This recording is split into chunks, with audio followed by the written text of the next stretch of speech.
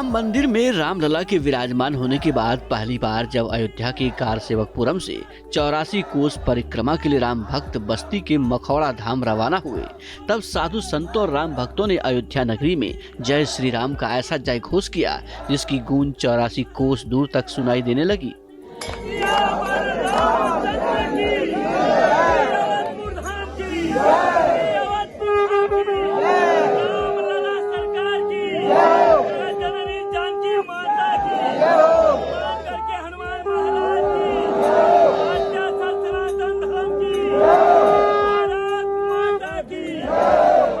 विश्व हिंदू परिषद की शाखा हनुमान मंडल दल के नेतृत्व में देश विदेश से अयोध्या में जुटे साधु संतों ने सरयू मैया के पवित्र जल में आचमन और स्नान ध्यान के बाद रामलला के दिव्य रूप के दर्शन किए। चैत्र पूर्णिमा के दिन ढोल नगाड़े और मंजीरा बजाते हुए 22 दिनों तक चलने वाली 265 किलोमीटर की बेहद कठिन 84 कोस की परिक्रमा के लिए बस्ती के मखौड़ा धाम निकल पड़े।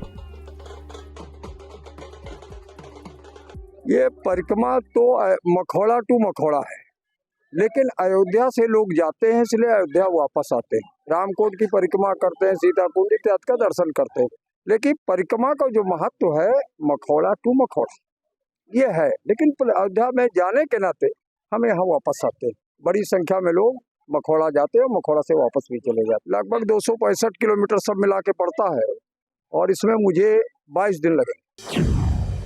धार्मिक और पौराणिक मान्यताओं के मुताबिक त्रेता युग से चली आ रही 84 कोस परिक्रमा अयोध्या की सांस्कृतिक सीमा है, जो अयोध्या समेत उत्तर प्रदेश के 5 जिलों से होकर गुजरती है, जो भगवान राम के राज्य अवध क्षेत्र से जुड़े हुए हैं। परिक्रमा यात्रा का आगाज बस्ती जिले के मखौड़ा धाम से गोंडा, अंबेडकर नगर, सुल्तानपुर, बाराबंकी होकर वापस अयोध्या पहुँचते हैं। करीब 22 दिनों में 84 कोस परिक्रमा यात्रा में शामिल भक्त 265 किलोमीटर की यात्रा करते हैं। 265 किलोमीटर की अनूठी यात्रा अब की बार राम मंदिर की परिक्रमा के साथ समाप्त होगी। 5 जिले हैं, बस्ती, अंबेडकर नगर, अयोध्या, बाराबंकी और गोंडा, जिसमें सबसे लंबा क्षेत्र 100 किलोमीटर के लगभग अयोध्या जिले का और 85 किलोमीटर गोंडा का। कितनी प्राचीन परिक्रमा है? अब ये अनाथ काल से लोग बताते हैं, मैं तो नहीं जानता, लेकिन मुझे लगता है जो भी आज जीवित हो गए इनको भी नहीं पता होगा कि कब से परिक्रमा चल रही है। तो अब राम के समय से चल रही है, उसके बाद से समय रही, ये कहना मेरे लिए कठिन। पौराणिक मान्यता है कि त्रेता युग में राजा दशरथ ने अयोध्या से करीब 20 किलोमीटर दूर बस्ती जिले के मखौड़ा धाम, जिसे मख भूमि कहा जाता है, श्रृंग ऋषि के कहने पर संतान की प्राप्ति के लिए देवताओं को खुश करने के लिए महायज्ञ किया था। मखौड़ा धाम की मनोरमा नदी के तट के जिस यज्ञ भूमि पर राजा दशरथ पुत्र यष्टि यज्ञ किया था, उसके बाद 4 अनमोल रत्न भगवान राम, लक्ष्मण, भरत और शत्रुघ्न पैदा हुए थे। यज्ञ के लिए राजा दशरथ ने भी करीब 22 दिनों में पैदल ही यात्रा पूरी की थी। मान्यता है कि 84 कोस की परिक्रमा करने से 84 लाख योनियों से मुक्ति मिलती है। अखिलेश यादव की सरकार ने कानून व्यवस्था खराब होने का हवाला देकर साल 2013 में 84 कोस परिक्रमा यात्रा पर बैन लगा दिया था। जब योगी आदित्यनाथ यूपी के सीएम बने तो उनके अथक प्रयास से एक बार फिर से 84 कोसी परिक्रमा की शुरुआत संभव हो सकी।